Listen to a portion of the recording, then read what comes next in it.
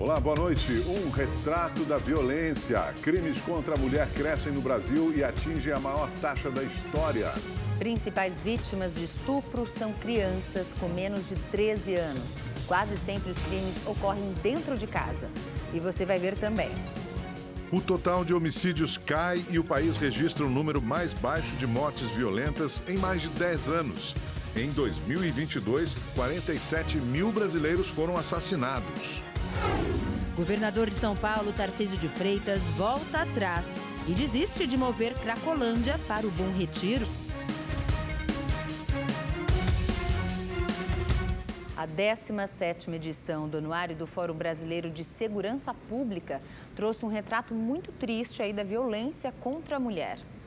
No ano passado, o Brasil registrou aumento em todos os tipos de violência de gênero. O número de estupros foi o que mais cresceu. Os dados são alarmantes. Os casos de estupros tiveram um crescimento de 8,2% em comparação ao ano anterior, o maior percentual da história. A maioria das vítimas tem até 13 anos de idade, faixa etária onde o crime é classificado como estupro de vulnerável. Em 2021, foram 52.057 casos. Em 2022, o número foi para 56.829, um aumento de 8,6%. Nos casos de estupro onde as vítimas têm entre 14 e 18 anos, foram 16.837 registros em 2021, número que saltou para 18.110 em 2022, um aumento de 7%. Grande parte desses casos acontece dentro de casa. Nós estamos falhando enquanto sociedade na proteção dessas vítimas, porque o peso da denúncia hoje integralmente recai nos ombros da vítima. Isso significa que vem junto todo o inconsciente coletivo, todos os julgamentos, preconceitos, estereótipos, discursos misóginos. Então, hoje é muito difícil realmente você ser vítima no Brasil. O Brasil registrou piora em todos os indicadores de violência contra a mulher em 2022. Entre eles está o feminicídio, que aumentou 6% no período. 1.347 mulheres foram assassinadas no país em 2021. No ano passado, 1.437 foram vítimas de feminicídio. Toda essa questão de proteção à vítima, o Estado ele precisa dar um ambiente seguro, um ambiente saudável e um ambiente que trate o eixo da vítima com prevenção, com apoio e com desvitimização. Em São Paulo, a Associação Fala Mulher realiza um trabalho de acolhimento a mulheres que foram vítimas de algum tipo de violência e busca ajudar a diminuir estatísticas como essas. Nós temos 2 centros de defesa e convivência da mulher que atuam com orientação social, psicológica e jurídica para essas mulheres. Nós temos 2 casas-abrigos sigilosos para mulheres em situação de risco iminente de morte para acolher mulheres e seus filhos. Trabalho muito forte em questão de inserir essa mulher, né, na questão da empregabilidade, na profissionalização, para que ela saia da casa emancipada, né, protegida, sem estar, né, quando ela sair no risco, e também emancipada para seguir a sua vida longe do ciclo da violência. O número de feminicídios também cresceu. No total, 1.437 casos no ano passado, um aumento de 6,1% em relação ao ano anterior. O estado onde mais mulheres morreram nesse tipo de violência é o Rio de Janeiro. Nós vamos para lá conversar com o repórter Tony Vendramini, que traz os detalhes para a gente. Boa noite para você. Tony, como é que estão esses números aí no Rio de Janeiro? Boa noite, Augusto. Boa noite, Gabi. Boa noite a todos que nos acompanham. Infelizmente em alta, né? Foram 293 tentativas de feminicídio no Rio de Janeiro no ano passado. É o estado que lidera o ranking nesse tipo de crime. Em relação ao ano anterior, houve um crescimento de 11%. Foram 264 casos em 2021. O segundo colocado do ranking é o Rio Grande do Sul, com 265 casos. E em terceiro lugar, Minas Gerais, com 194. O Rio também registrou um aumento de 30% nos feminicídios feminicídios consumados. Foram 85 casos em 2021 e 111 no ano passado. O Estado apresentou aumento em outros crimes contra as mulheres. 1.590 estupros no ano passado, um aumento de 11% em relação a 2021. Os casos de assédio sexual também saltaram de 201 para 338, um crescimento de 68,1%. E foram registrados 1.723 casos de importunação sexual, contra 1.213 do ano anterior, um aumento de 42%. Augusto, Gabi. Obrigada, Tony. Boa noite para você. E olha, ainda segundo os dados do anuário do Fórum Brasileiro da Segurança Pública, o Brasil registrou uma queda de 2,4% em mortes violentas intencionais no ano passado. A redução foi de 48,4 mil para 47,5 mil vítimas. É o menor número registrado desde 2011, quando o estudo começou a ser feito. As mortes violentas intencionais levam em conta os crimes de homicídio doloso, latrocínio, lesão corporal seguida de morte e feminicídio. O presidente Lula sancionou a lei que cria um novo programa de aquisição de alimentos. O texto, que já estava aprovado pelo Congresso Nacional, serve para impulsionar a agricultura familiar. O projeto já estava em vigor por meio de medida provisória e foi aprovado pelo Congresso Nacional na semana passada. A sanção foi feita em cerimônia no Palácio do Planalto. Segundo o Ministério do Desenvolvimento Social, o governo deve investir inicialmente R$500 milhões no programa. 30% vão para o projeto Cozinha Solidária, que deve fornecer alimentação gratuita e de qualidade à população em situação de vulnerabilidade e risco social. O programa também determina que pelo menos 30% das compras públicas de gêneros alimentícios sejam feitas com agricultores familiares. O presidente Lula afirmou que a medida deve ajudar os pequenos produtores e pediu aos ministros que fiscalizem a execução da lei. É importante que a gente, Paulo Teixeira e companheiro Wellington, que a gente passe a fiscalizar para saber se as coisas estão acontecendo. Porque se isso acontecer, a gente vai transformar todos os pequenos agricultores, ao invés de pequenos agricultores pobres e miseráveis, em gente de classe média. Ele já foi o vilão para a saúde, mas hoje é um grande aliado na alimentação dos brasileiros. Estamos falando do ovo de galinha, que teve a maior alta de preço dos últimos 10 anos. E essa disparada tem pesado no bolso do consumidor. Branco, vermelho, caipira ou orgânico. Quem vai ao supermercado fica surpreso com o preço dos ovos. Tem subida demais, tá doido, senhor? O negócio tá feio, não tá fácil não, tá bravo. Todo dia que você vem no supermercado tem um preço a mais. Né? No Brasil tá acabando galinha, tá acabando vaca, né? Porque o preço do leite, o preço do queijo, o preço da manteiga, o preço da carne e agora o preço do ovo. Dados do IBGE mostram que o preço do ovo é o maior dos últimos 10 anos, uma disparada em 12 meses.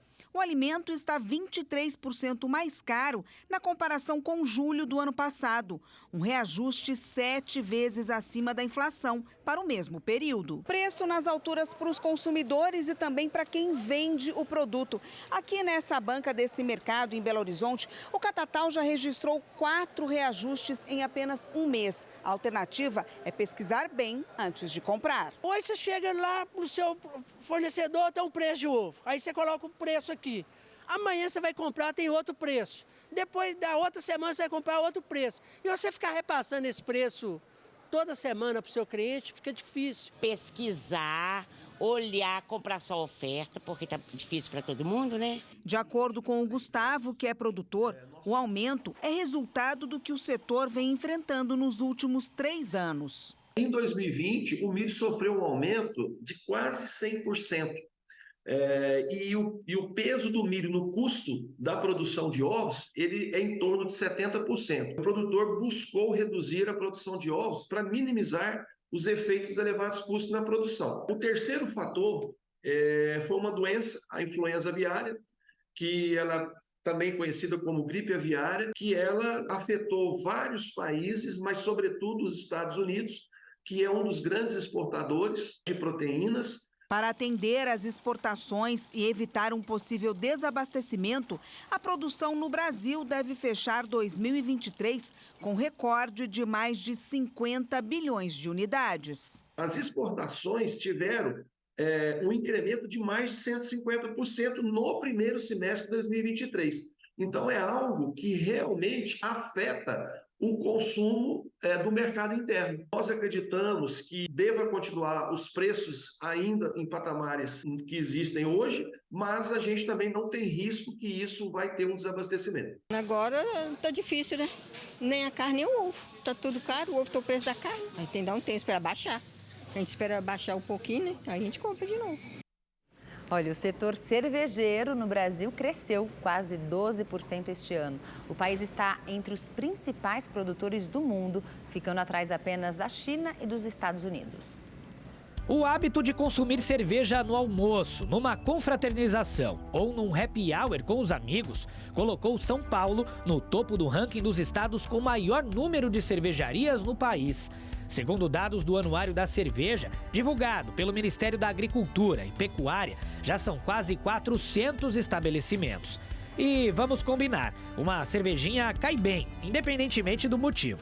Sempre que possível, cai bem uma cerveja para dar uma relaxada, para comemorar, para encontrar os amigos, para colocar o papo em dia, sempre funciona bem.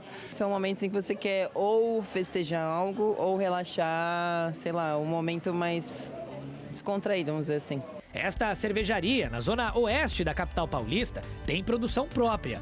Aqui são servidas desde a cerveja Pilsen até as mais fortes, que chegam a 13% de teor alcoólico. A expansão do mercado cervejeiro está em alta e a tendência é continuar crescendo. Do ano passado para cá foram abertas 47 novas cervejarias no estado de São Paulo. Em todo o Brasil foram registrados 180 novos estabelecimentos, um aumento de quase 12% em relação a 2022.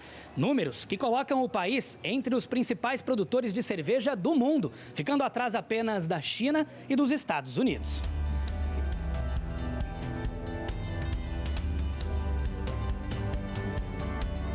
Estamos muito satisfeitos com isso e vamos trabalhar com muita força com os nossos associados para essas empresas não só surgirem, ampliarem, crescerem e estarem agregando economia sustentável dentro da nossa nação. O Brasil tem tudo para subir nesse ranking. Segundo o Sindicato Nacional da Indústria da Cerveja, neste ano, o volume de vendas no território nacional deve chegar a 16 bilhões de litros, 4,5% a mais do que no ano passado.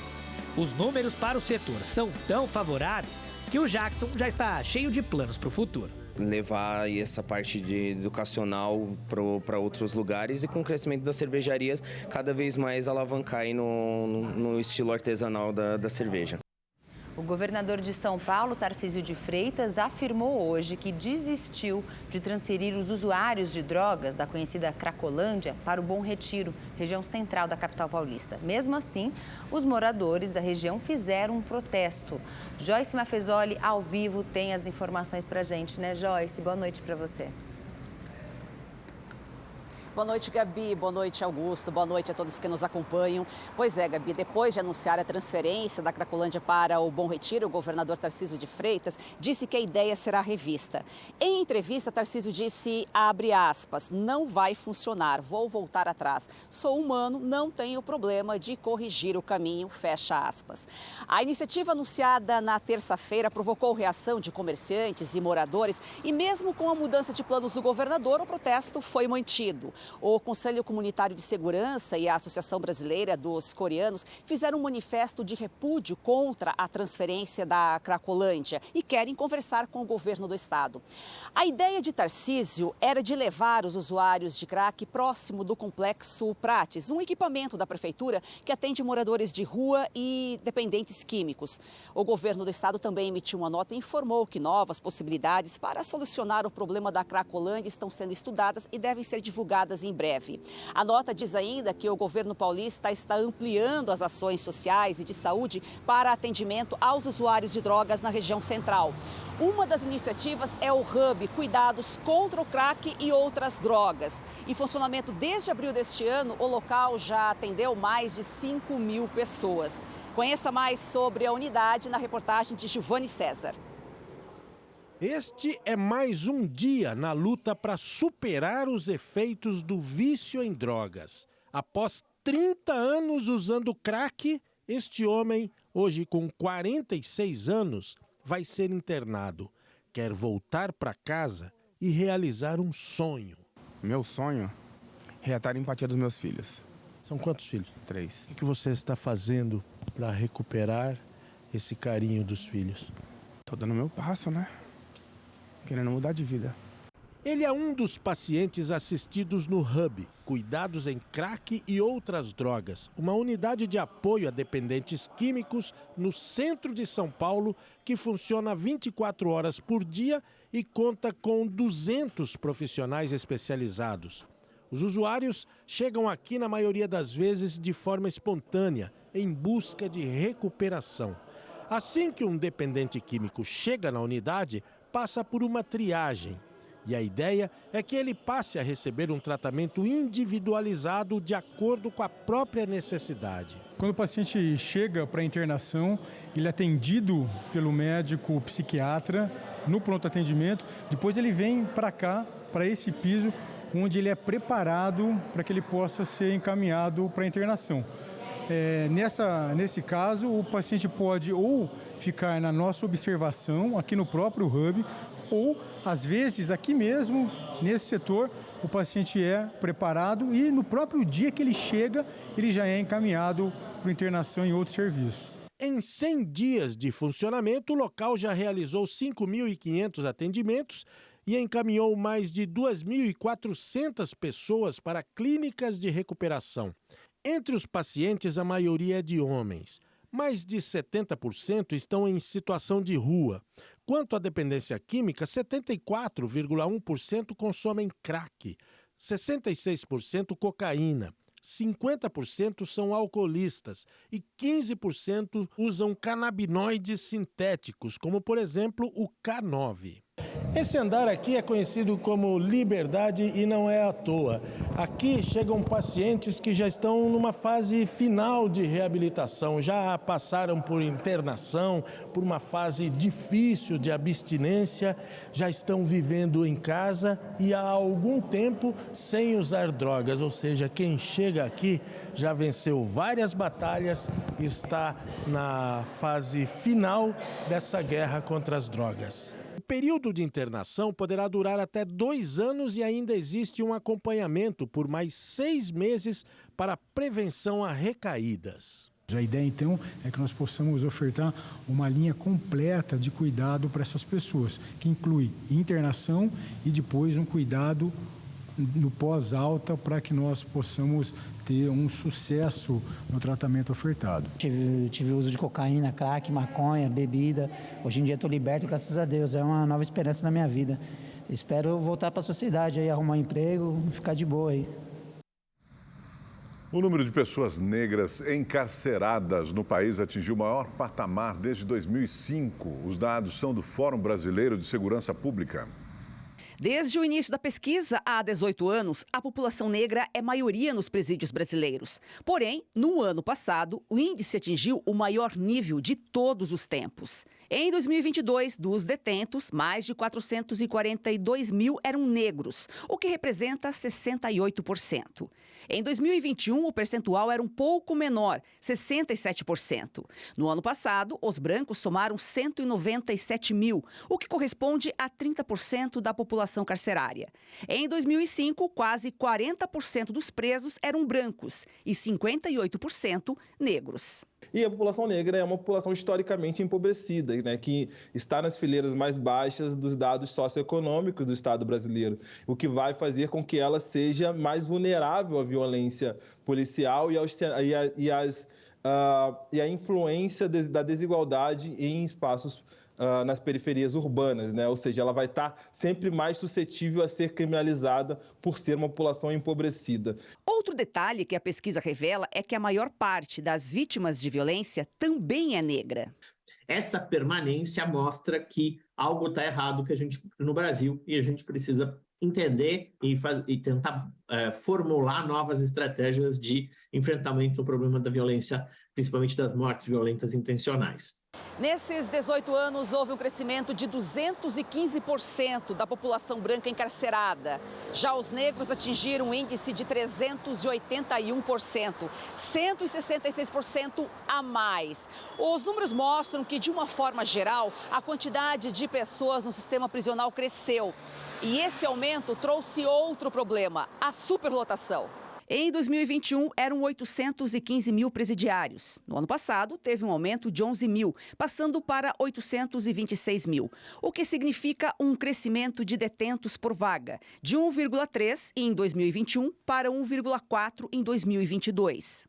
As condições pioram e isso também entra num ciclo de retroalimentação da população carcerária. Como digo isso? As pessoas estão num estado ainda mais vulnerável e violento dentro da prisão, num estado ainda de maior necessidade, o que faz com que ela tenha que se aliar às facções que existem na unidade prisional como mecanismo de subsistência.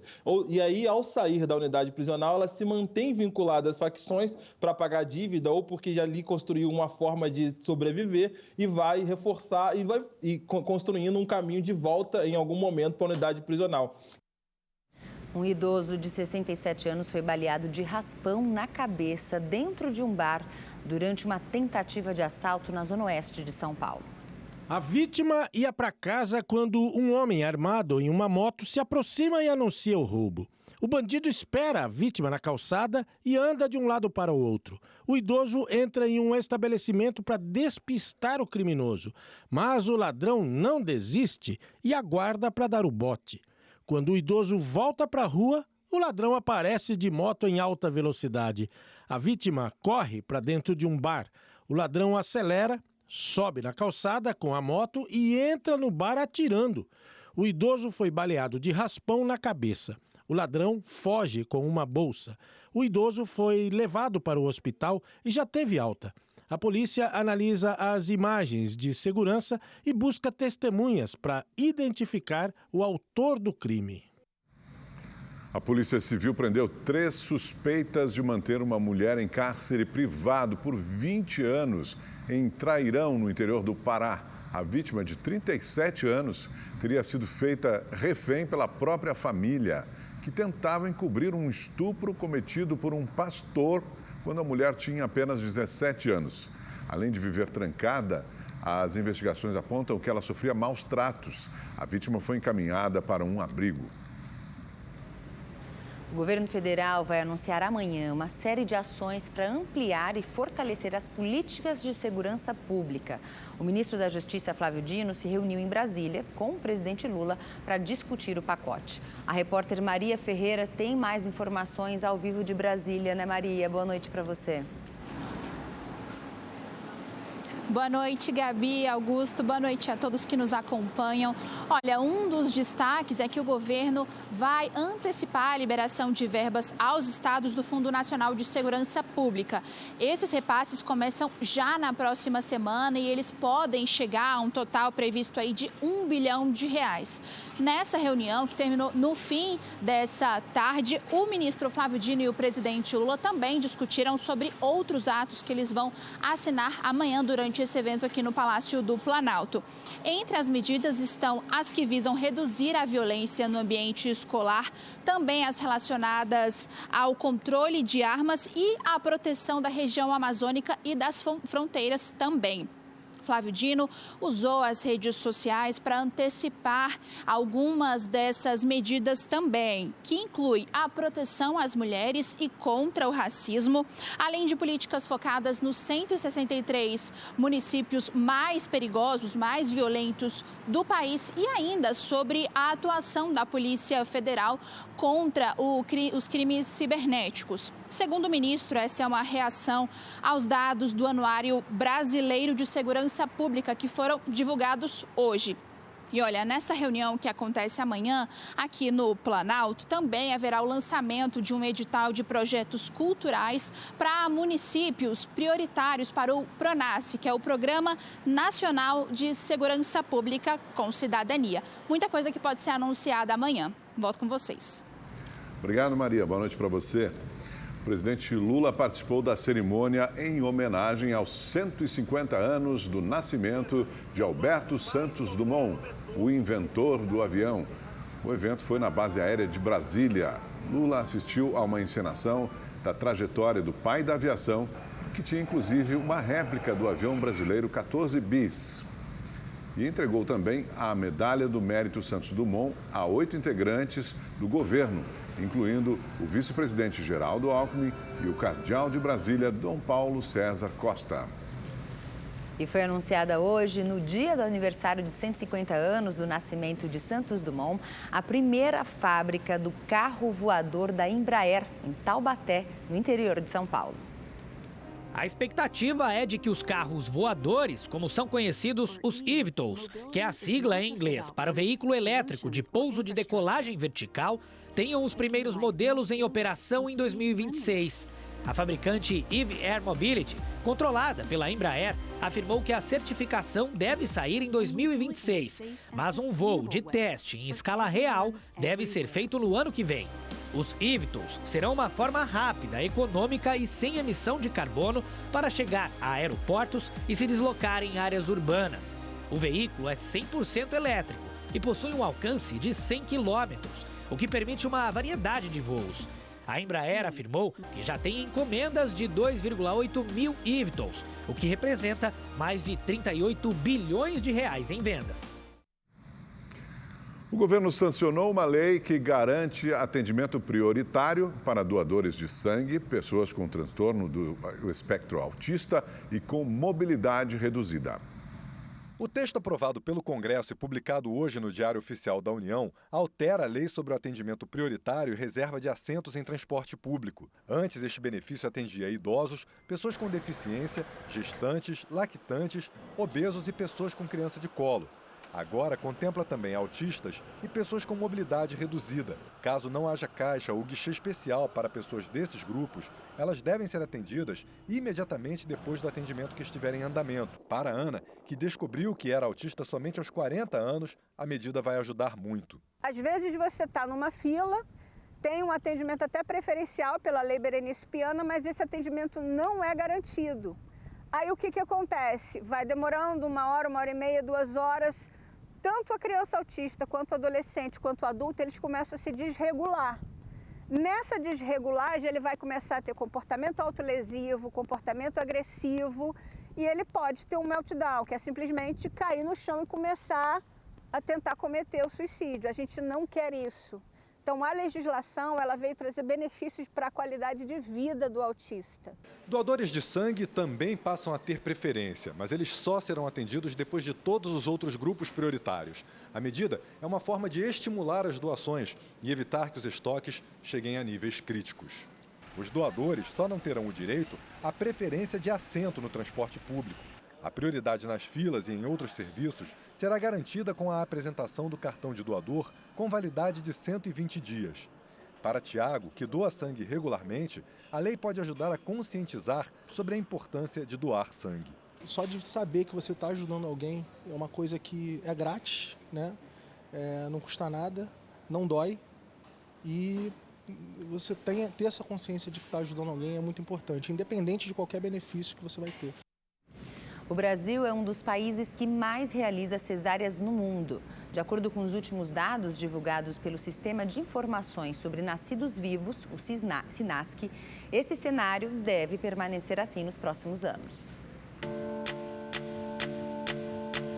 Quem vê a pequena Alice brincando assim, nem imagina que para trazê-la ao mundo, a Patrícia, mãe dela, teve que passar por um duro trabalho de parto. Ela queria que fosse normal, mas não foi possível. Considerando que tinha um mecônio e estava dando alteração no cardiotoco da Alice, eram 2 sinais de que a gente não poderia prolongar muito no trabalho de parto, porque ela poderia entrar em sofrimento. E ali já começou o meu pesadelo, né? A cesárea é indicada principalmente em casos como o da Patrícia, em que há risco de vida para a mãe ou para o bebê. Mas os últimos levantamentos mostram que no Brasil, esse tipo de parto está sendo realizado mesmo quando não há necessidade. A ginecologista obstetra Camila Pinheiro esclarece que essa alta se dá por vários fatores. desde fatores financeiros, culturais, relacionados à sexualidade e realmente só à cultura. Eu acho que existe até um preconceito de grande parte das mulheres e da população em relação ao parto vaginal. Então, existe todo um projeto e uma necessidade de educação. De acordo com os últimos dados divulgados pelo Sistema de Informações sobre Nascidos Vivos, o SINASC, em 2020 houve um recorde no número de cesáreas realizadas no Brasil. Do total de partos, 57,22% foram realizados desta maneira, quando o indicado pela Organização Mundial da Saúde é de 10% a 15%. Apesar de, em casos como o da Patrícia, ser recomendada a realização da cesárea ao invés do parto normal, os médicos alertam que, assim como qualquer outra cirurgia, esse tipo de parto tem os seus riscos. É uma cirurgia, então a gente tem a anestesia feita, existem riscos anestésicos, a anestesia é um procedimento feito por um médico especializado e que existem riscos desde da sedação, riscos anafiláticos que a gente chama de alergia, né? E existem os riscos da recuperação, infecção, aumento de sangramento. Patrícia temia tudo isso, mas abrir mão do tão esperado parto natural teve uma grande recompensa.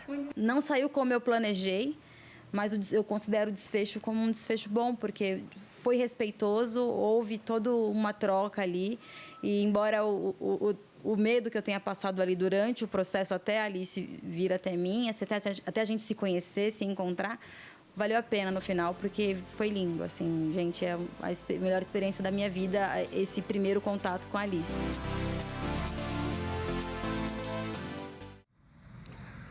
Hoje, no Rio de Janeiro, o ministro da Fazenda, Fernando Haddad, lançou a Agenda de Reformas Financeiras. São mudanças que o governo pretende implementar entre 2023 e 2024 e vão além da reforma tributária.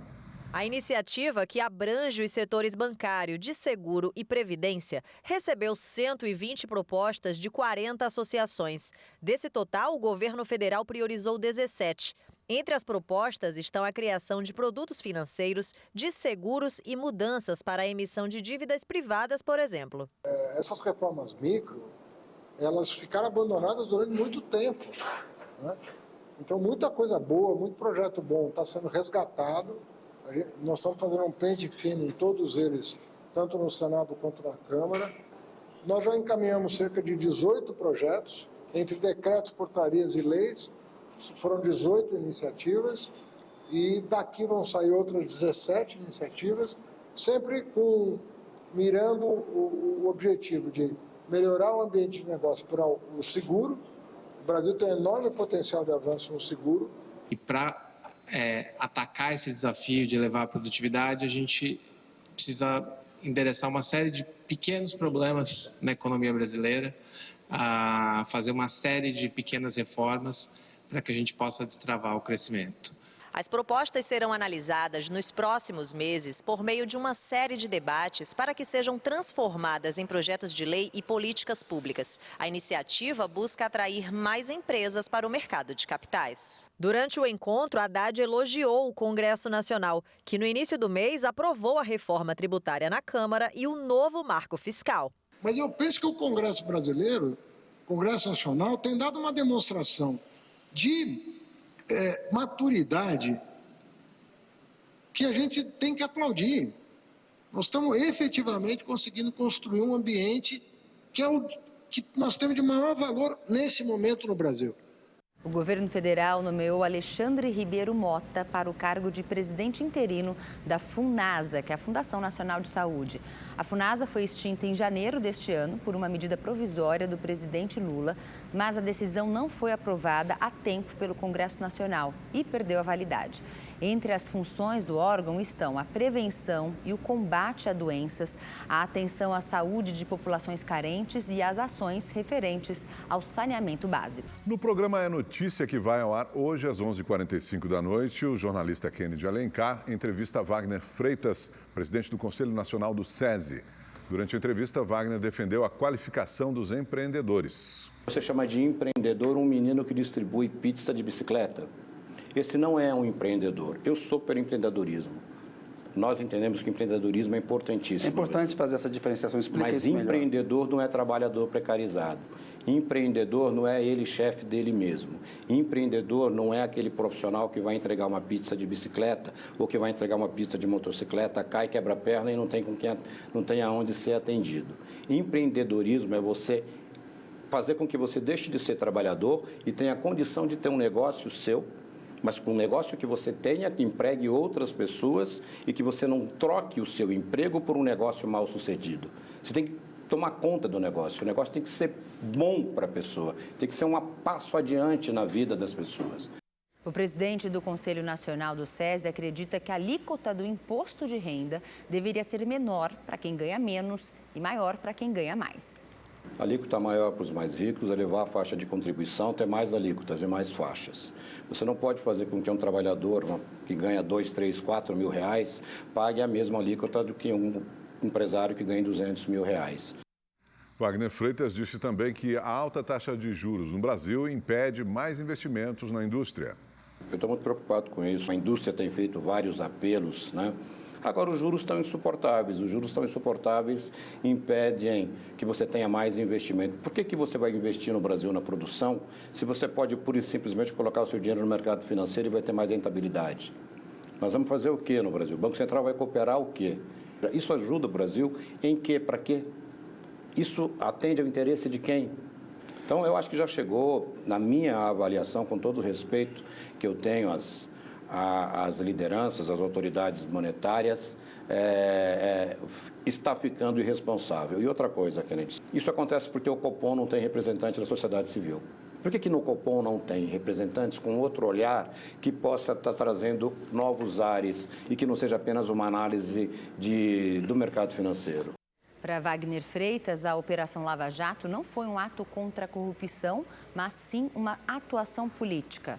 Ela nunca, na realidade, foi contra a corrupção, né?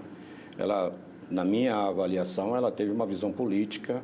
Além disso, de ter arrebentado todo o processo, toda a questão processual brasileira, é uma coisa de fazer justiça sem levar em consideração a lei. Mas o pior da Operação Lava Jato foi arrebentar as empresas brasileiras. O pior da Operação Lava Jato, a área, por exemplo, da construção civil, das empreiteiras brasileiras, né, dos frigoríficos brasileiros, né, e foi destruído.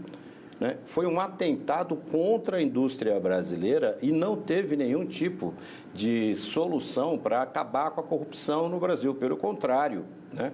Inclusive politicamente depois, por conta de como foi feito, nós chegamos a criar monstros políticos no Brasil que aconteceram por conta disso.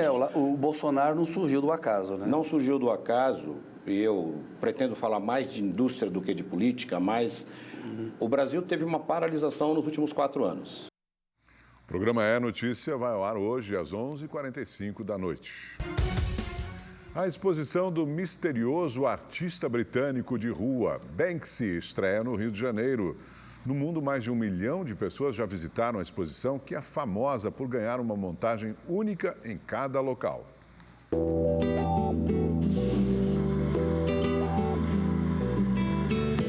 A exposição está dividida em 14 ambientes e reúne 155 peças do artista britânico, que é um dos maiores nomes da arte de rua do mundo. Foi feita a partir da coleção de uma pessoa que foi comprando as obras e criando essa mostra que já passou por 25 cidades do mundo, já foi vista por mais de 1,5 milhão de pessoas e que agora faz no Brasil sua segunda e última oportunidade da gente conseguir ver essa obra tão extensa. Esculturas, murais e reproduções de alguma de suas obras mais conhecidas fazem parte da mostra, como a menina e o balão, que simboliza o desejo de um mundo melhor. Gostei bastante da exposição, eu já acompanho o trabalho do Banksy há bastante tempo, né? O que mais me chamou a atenção definitivamente foi o ambiente que conseguiram criar e a sensação de imersão realmente que a gente consegue ter dentro de uma exposição tão legal. Banksy usa a arte para questionar os valores da sociedade. Além de pintar figuras irônicas e frases de efeito, deixa mensagens carregadas de conteúdo político, com tons de sátira sobre o consumismo e o capitalismo. Para ele, a arte deve confortar os perturbados e perturbar os confortáveis. O que mais me chamou a atenção na exposição foi a forma como ele pinta, né? Porque a ironia que ele bota nas pinturas dele, que eu acho muito maneiro. A estátua Davi de Michelangelo é apresentada com uma jaqueta de homem-bomba. Ao invés de coquetel Molotov, este ativista lança flores, uma arma inesperada e pacífica. A exposição é irreverente, né, e interessante. O que mais me chamou a atenção na obra dele é a forma com que ele tenta trazer o amor, né, a paz. Um dos destaques da exposição é esta sala dedicada à Ucrânia. Olhando para os escombros, o visitante é transportado para um cenário de guerra após os ataques da Rússia. Achei impactante. Achei que nos faz refletir muito sobre a nossa atual realidade, onde há guerras, onde há miséria e, ao mesmo tempo, há diversão, entre aspas, em alguns locais. Então, nos faz refletir bastante sobre o que nós podemos fazer pelo próximo, o que nós podemos fazer, estamos inertes, passivos, diante de tanta polarização. O enigmático artista, que prefere manter a identidade em sigilo, ficou famoso em 1990, quando o grafite se tornou muito popular na cidade inglesa de Bristol, expondo uma total aversão aos conceitos de autoridade e poder. Ele provoca em seus observadores uma sensação de concordância e de identidade. Banksy te faz refletir sobre quem é você e o que é a sociedade e o mundo que a gente vive. Então ele traz sempre ícones muito reconhecidos por nós, mistura os dois e nos traz uma reflexão. Acho que o principal da obra dele é justamente essa coisa dele mesclar, né, fazer esse antagonismo entre as coisas tradicionais com uma visão mais crítica da sociedade atual.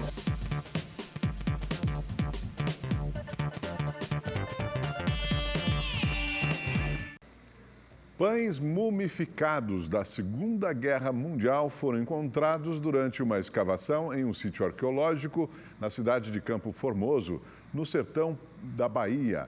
Os pesquisadores da Universidade Baiana acreditam que os pães ficaram preservados em meio a um sedimento misturado às cinzas de um antigo forno de um garimpo que funcionava no local em plena ditadura do governo de Getúlio Vargas. O Rede TV News fica por aqui. Obrigada pela sua audiência. Uma ótima noite para você. Até amanhã, 7h20 da noite, no Rede TV News.